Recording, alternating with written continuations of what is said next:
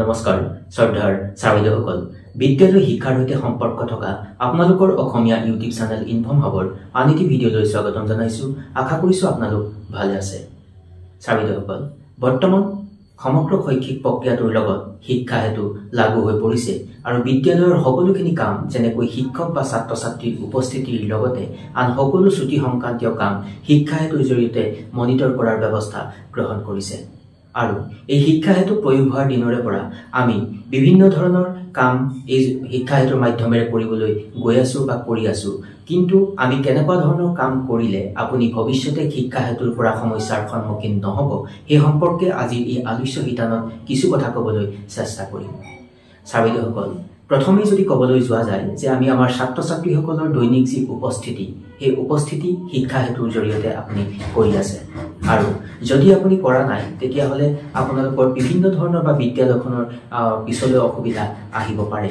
কাৰণ ছাত্ৰ ছাত্ৰীসকলক দৈনিক উপস্থিতি থকা ছাত্ৰ ছাত্ৰীসকলক দৈনিকভাৱে শিক্ষা হেতুত আপলোড কৰিবই লাগিব আৰু সেইকাৰণে যিমান সংখ্যক ছাত্ৰ ছাত্ৰী আপোনাৰ বিদ্যালয়ত দৈনিক আহিছে সেই সকলো ছাত্ৰ ছাত্ৰীক যাতে শিক্ষা হেতুত আপুনি এটেণ্ডেঞ্চ দিয়ে সেইটো নিশ্চিত কৰাৰ প্ৰয়োজন থাকিব।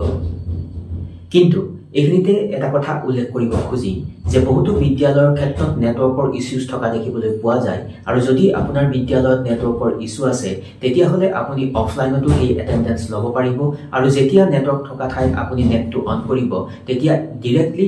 শিক্ষা হেতুত গৈ সেই ষ্টুডেণ্টখিনি চিংক্ৰনাইজড হৈ যাব। তাৰ পৰৱৰ্তী পৰ্যায়ত আৰু এটা কাম কৰিব লগা কামটো হ'ল যি কাম কৰিলে হয়তো আপুনি শিক্ষা হেতুৰ যি সমস্যা সেই সমস্যাৰ পৰা আঁতৰি থাকিব পাৰিব। যিহেতুকে শিক্ষক শিক্ষয়িত্ৰীসকলে দৈনিক এটেণ্ডেঞ্চ দিব লাগিব শিক্ষা হেতুৰ জৰিয়তে বুলি কোৱা হৈছে, বাধ্যতামূলকভাৱে দিয়াৰ কথাটো উল্লেখ কৰিছিলে এখন পত্ৰত। আৰু এইখিনিতে এটা কথা উল্লেখ কৰিব খুজিম বা আপোনালোকে হয়তো সকলোৱে কৰি আছে যে যেতিয়াই আপুনি বিদ্যালয়খনত গৈ যিমান সময়তে উপস্থিত হৈছে প্ৰথম আপোনাৰ কাম হ'ব যে আপুনি শিক্ষা হেতুৰ যি এটেণ্ডেঞ্চ সেই এটেণ্ডেঞ্চটো দি ল'ব। কাৰণ কেতিয়াবা এনেকুৱা হয় বিভিন্ন ধৰণৰ কৰ্মব্যস্ততাৰ কাৰণে আপুনি পাহৰি যাব পাৰে বা পাহৰি যোৱাটো কোনো এটা অস্বাভাৱিক কথাও নহয়। গতিকে যেতিয়াই আপুনি বিদ্যালয়ৰ দুৱাৰদলিত উপস্থিত হ'ব হোৱাৰ লগে লগে আপোনাৰ প্ৰাইমেৰী ডিউটি হিচাপে আপুনি কৰিব লাগিব যে শিক্ষা হেতুত আপুনি এটেণ্ডেঞ্চ দিয়াটো। তাৰ পাছত ছাত্ৰীসকল আমি জানিবলৈ সক্ষম হৈছোঁ বা আপোনালোকে জানিবলৈ সক্ষম হৈছে যে সকলো ধৰণৰ ছুটি শিক্ষা হেতুৰ জৰিয়তে সকলো শিক্ষক শিক্ষয়িত্ৰীয়ে ল'ব লাগিব আৰু যদি শিক্ষা হেতুৰ জৰিয়তে আপুনি লিভ নলয় তেতিয়াহ'লে আপোনাৰ সেই ছুটি বৈধ বুলি গ্ৰহণ কৰা নহ'ব। আগতে যেতিয়া আপোনালোকে ছুটি লৈছিলে বিদ্যালয় প্ৰধানলৈ আপুনি এখন আবেদন কৰিছিলে আৰু সেই আবেদনখন এপ্ৰুভ কৰাৰ পাছত হয়তো দৰমহা বিলৰ লগত ঊৰ্ধ্বতম বিভাগলৈ প্ৰেৰণ কৰিছিল। কিন্তু বৰ্তমান সময়ত আপুনি যদি তেনেধৰণে কৰিবলৈ যায় তেতিয়াহ'লে শিক্ষা হেতুৰ জৰিয়তে আপুনি সমস্যাৰ সন্মুখীন হ'ব। এতিয়া এইখিনিতে দুটা কথা উল্লেখ কৰিব খুজিম। আপুনি ল'ব বিচৰা ছুটিসমূহ আপুনি দুই ধৰণৰে ল'ব পাৰিব। কিছুমান ছুটি আপুনি শিক্ষা হেতু এপ্লিকেশ্যনৰ জৰিয়তে ল'ব পাৰিব আৰু আন কিছুমান ছুটি আপুনি ল'ব পাৰিব শিক্ষা হেতু পৰ্টেলৰ জৰিয়তে। শিক্ষা হেতু এপ্লিকেশ্যনৰ জৰিয়তে ল'ব পৰা ছুটিবিলাক হৈছে casual leave, medical leave, earn leave, special leave, BEd ডেপুটেশ্যনৰ দৰে ছুটিবিলাক আপুনি শিক্ষা হেতু এপ্লিকেশ্যনৰ জৰিয়তে ল'ব পাৰিব যাৰ জৰিয়তে আপুনি আপোনাৰ এটেণ্ডেঞ্চ ডেইলি দি আছে। আৰু আন কেতবোৰ ছুটি যেনেকৈ আপুনি ধৰক বৰ্তমান নিৰ্বাচন সংক্ৰান্তীয় ছুটিবিলাক আপুনি নিৰ্বাচনৰ প্ৰশিক্ষণ লৈ আছে আৰু সেই ছুটিবিলাক লগতে এক্সামিনেশ্যন ডিউটি, চেঞ্চাছ ডিউটি বা আপুনি অন ডিউটি বা লিয়ান এনেকুৱা ধৰণৰ ছুটিবিলাক আপুনি কিন্তু শিক্ষা হেতু এপ্লিকেশ্যনৰ পৰা ল'ব নোৱাৰিব। আপুনি এই ছুটি ল'বলৈ হ'লে যাব লাগিব শিক্ষা হেতু পৰ্টেললৈ। গতিকে পুনৰবাৰ এইখিনিতে উল্লেখ কৰিব খুজিম যে আপুনি যিকোনো ধৰণৰে লাগিলে ছুটি নলওক কিয় সেই সকলোখিনি ছুটি যাতে শিক্ষা হেতুত উপলব্ধ হয় বা আপলোড আপুনি কৰি ৰাখে সেই কথাটো নিশ্চিত কৰাৰ প্ৰয়োজন থাকিব। এতিয়া নিৰ্বাচন সমাগত নিৰ্বাচনৰ প্ৰশিক্ষণ আপোনালোকে লৈ আছে। যেতিয়াই আপুনি সেই নিৰ্বাচন বিভাগৰ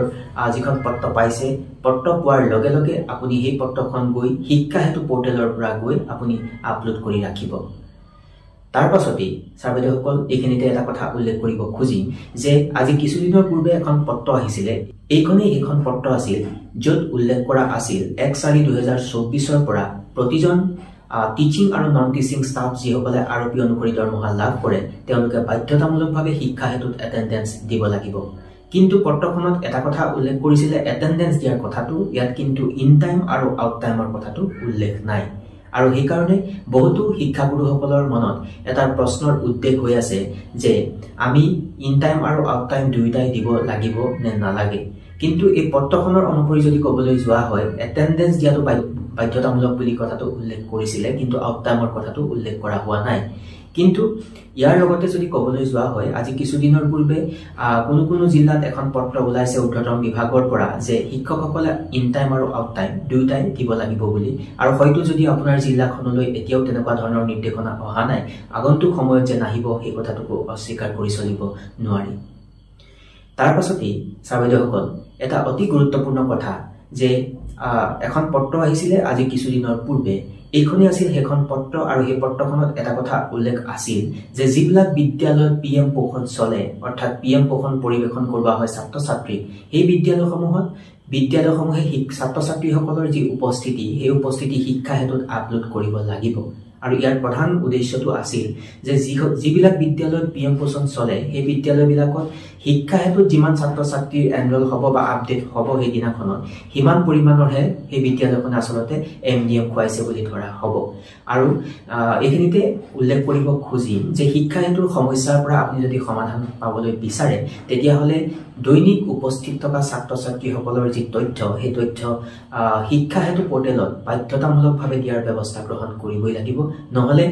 পিএম পোষণৰ ক্ষেত্ৰত আপোনাৰ বিদ্যালয়ত অসুবিধা আহিব পাৰে ছাত্ৰসকল এনেকৈ যদি আপুনি কাৰ্যবিলাক কৰি যায় তেতিয়া নিশ্চয়কৈ শিক্ষা হেতুৰ সমস্যাৰ পৰা আপুনি সমাধান পাব আৰু বিষয়বস্তুখিনি আপোনালোক সকলোৱে জ্ঞাত তথাপিও বিষয়টোৰ গুৰুত্ব বুজি মই পুনৰবাৰ আপোনালোকৰ জ্ঞাতাৰ্থে উপস্থাপন কৰিবলৈ চেষ্টা কৰিলোঁ আৰু আশা কৰিছোঁ আজিৰ এই আলোচ্য শিতানে আপোনালোকক উপকৃত কৰিব